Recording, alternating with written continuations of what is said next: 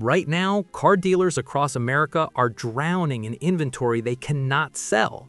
Brand new 2025 and 2026 models are just sitting on lots with no buyers in sight. We use Car Edge data to find out the top 15 models stuck at dealer lots with no buyers in 2026, including one popular SUV with over 35,000 units. Now let us go from bad to worse. Number 15. Volkswagen Atlas Cross Sport. Starting at number 15, we've got the Volkswagen Atlas Cross Sport backing up with 176 days of market day supply and over 8,300 units piling up at dealerships nationwide. At an average selling price around $46,600, buyers are looking elsewhere.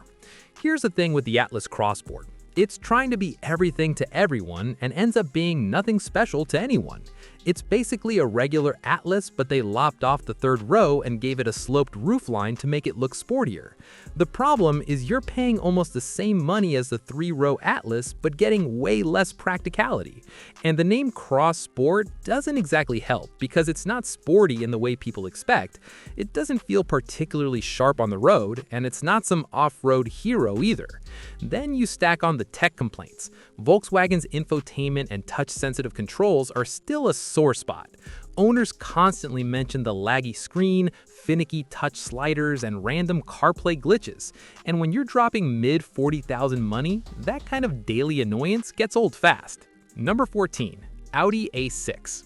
The Audi A6 is sitting with 177 days of market supply, and there are nearly 2,900 units gathering dust at dealer lots. According to Car Edge, it carries an average transaction price around $67,700. The A6 is a beautiful car. It's elegant, it's quick, it has that premium German engineering, but there's one massive problem. Nobody wants sedans anymore, especially not $68,000 sedans. Audi's recent price hikes have pushed the A6 into a bracket where buyers would rather get a high-end crossover instead. And if you really do want a luxury sedan, you're getting the BMW 5 Series or Mercedes E-Class, both of which have stronger brand prestige in the sedan world. Audi tried to sweeten the deal by throwing in 3 years of free maintenance with every A6, but customers are like, meh, no thanks. Number 13. Mitsubishi Eclipse Cross. At number 13, the Mitsubishi Eclipse Cross is stacking up with 178 days of market day supply and over 2,700 units sitting unsold. Average selling price is about $30,000. Let's be honest, Mitsubishi as a brand is barely hanging on in America. The Eclipse Cross is supposed to compete with heavy hitters like the Honda CR-V and Toyota RAV4, but it's bringing a butter knife to a gunfight. The 1.5-liter engine is gutless. Owners are literally saying it has zero pickup and that merging onto the highway feels dangerous. The fuel economy is mediocre at best when competitors are offering 40 mpg hybrids. And the safety systems? People are calling them awful and barely audible. Here's the kicker. Even at 30 grand, which should be competitive, people are choosing to spend a bit more for a Mazda or Subaru that actually has modern tech and doesn't feel like it's running on parts from 2015. Plus, Mitsubishi's dealer network is shrinking. Some buyers have to drive over an hour just to get their warranty work done. When you can't even get your car serviced easily, why would anyone buy one? Number 12. Kia Sorento. The Kia Sorento is sitting with 178 days of market day supply. But here's where it gets crazy. There are over 35,000 Sorentos stacking up on lots nationwide. According to Car Edge, average transaction price is about $40,000. So what's going on? First, Kia built way too many of them, and now they're getting cannibalized by their own lineup. Buyers either save money and grab the Sportage or spend a bit more for the way more popular Telluride. The Sorento is stuck as the middle child that nobody really wants. Second, performance and reliability issues are starting to stack up. The base engine feels underpowered, owners are complaining about transmission hesitations and slipping, and electrical glitches are popping up left and right. With over 35,000 units just sitting there, dealers are going to be drowning in Sorentos for a while. Number 11. Jeep Gladiator. Number 11, the Jeep Gladiator is backing up fast. It's sitting with 181 days of inventory and nearly 19,400 units idling at dealerships across America. According to Car Edge, average transaction price is around $34,400. You'd think buyers would be jumping on these, but they're not. The Gladiator had a moment when it first came out. Jeep people loved the idea of a Wrangler with a truck bed, but that initial excitement has completely worn off. Turns out the Gladiator isn't a great Wrangler, and it's not a great truck either. As a truck, it's terrible. The bed is short, the payload is weak, and you can't tow nearly as much as a Tacoma or Colorado. As an off-roader, it's heavy and awkward compared to a regular Wrangler. And here's the thing that's really killing it: the price. Well-equipped Gladiators are hitting $50,000 to $60,000. For that money, you can get a way better truck or a way better SUV. And then you've got the reliability track record on top of all that, which is not doing it any favors either. Number 10. GMC Sierra EV. At number 10, we hit our biggest EV hurdle, the GMC Sierra EV. It is a huge electric truck, and as it turns out, it has a huge number of things fundamentally wrong with it, and the 184-day supply tells a story. With over 3,000 units sitting for sale at an average price of $77,562, this has become an expensive paperweight for dealers. According to CarEdge, it is just not moving. The reason? Reliability fears and software glitches. There have already been reports of stability control malfunctions, along with a growing disdain for EVs at the dealership level, where many techs simply are not trained or equipped to fix them. And that is the real deal breaker. If you're spending close to $80,000 on a truck, you expect it to work. You do not expect to wait 3 months for a control module while it sits disabled behind the service bay. Number 9. Audi A3. At number 9, Audi's entry-level sedan is piling up with 189 days of market day supply and nearly 2,000 units sitting at dealerships. The A3's average transaction price about $43,500. The A3 used to be Audi's entry point, the car you bought for your first taste of luxury. But Audi got greedy. The 2026 A3 starts at over $41,000. That's not entry-level anymore. That's solidly mid-tier pricing. Young professionals who used to be the target market for the A3 are completely priced out. They're buying used luxury cars that are a few years old for way less money. The A3 is a victim of pricing itself out of its own market. It's not cheap enough to be entry-level and not special enough to justify the premium, so it just sits there. Before we continue, if you're getting any value from this video, go ahead and hit that like button. Number 8. Hyundai Ioniq 5. The Hyundai Ioniq 5 is sitting with 190 days of market day supply and over 10,600 units stacked up at dealerships. The average selling price is around $47,900. Now here's the crazy part. Hyundai has slashed prices on the Ioniq by up to $10,000 trying to move these things, but it didn't work. They're still unsold. Even with massive discounts, buyers are staying away because the price is still too high, and the problems run way deeper than the price. The biggest issue? Reliability nightmares. The Integrated Charging Control Unit, the ICCU, keeps failing.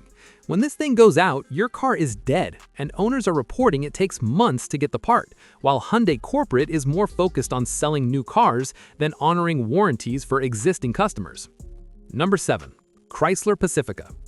The Chrysler Pacifica is backing up with 194 days of inventory, and there are over 16,400 units idling at dealerships across the country with no buyers. The Pacifica should be a solid family hauler with its stow-and-go seating and spacious interior, but reliability nightmares are killing sales. First, the transmission. Harsh shifting, hesitation, lurching, and complete failures at just 15,000 miles. Worse, replacement transmissions are backordered indefinitely, leaving owners stranded with no loaner. Then there are engine issues, ticking noises, check engine lights from carbon buildup, and random stalling. The power sliding doors are a disaster. They malfunction constantly, getting stuck or not responding. Some have even closed on kids because the safety sensors fail to reverse. Add in recalls and electrical issues, and you have a $47,000 minivan that families don't trust. Buyers are going to Toyota Sienna or Honda Odyssey instead. Number 6. Ford Mustang. Number 6 is shocking. The Ford Mustang is sitting with 195 days of market day supply and over 19,000 units idling at Ford dealerships. At an average selling price around $48,400, the last American muscle car is struggling. The Mustang is literally the last V8 muscle car standing. The Camaro's dead, the Challenger's dead. Mustang should be printing money now with no competition. But instead, it just recorded its worst sales year ever in 2024. What happened? Ford got greedy and priced regular people out of the muscle car dream. The Mustang has jumped by $15,000 to $20,000 over the past 5 years. What used to be an accessible performance car for middle-class enthusiasts is now a luxury purchase that most people under 35 cannot afford. And it's not just a price. They ripped out physical buttons and dials and replaced everything with screens and touch controls. Mustang buyers want a proper driver's car, not a computer on wheels. Number 5. BMW 8 Series. Number 5, the BMW 8 Series is sitting with 203 days of market supply and nearly 1,900 units gathering dust at BMW dealers. According to CarEdge, average transaction price is around $112,000. The 8 Series is BMW's flagship Grand Touring, but the market has spoken. Nobody is listening.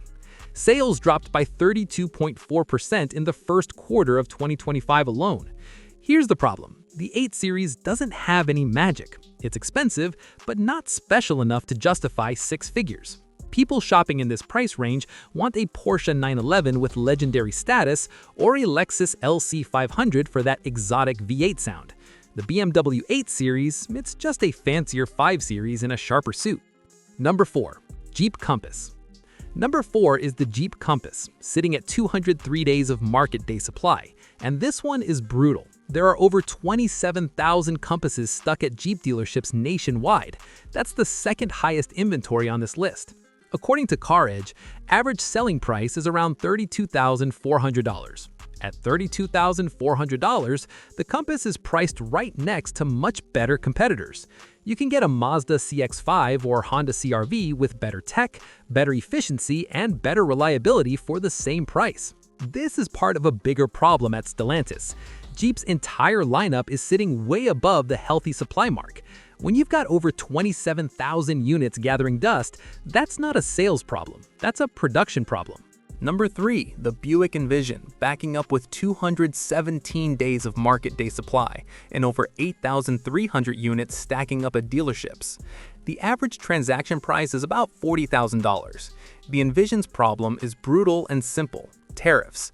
This thing is built in China and getting absolutely hammered by import duties.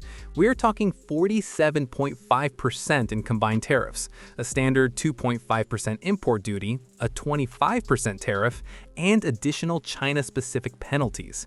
Because of this, GM had to jack up the price by $4,500 for 2026 just to maintain profitability. The base trim now starts at $41,000. That is $4,500 more than last year. Here's the thing, Buick used to be the value luxury brand, but not anymore. Number 2, Jaguar F-Pace. Number 2, the Jaguar F-Pace is sitting with 292 days of market supply. That is nearly 10 months on dealer lots with no buyers.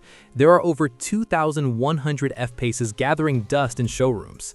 Jaguar was supposed to discontinue the F-Pace after 2025, but somehow they are continuing into 2026.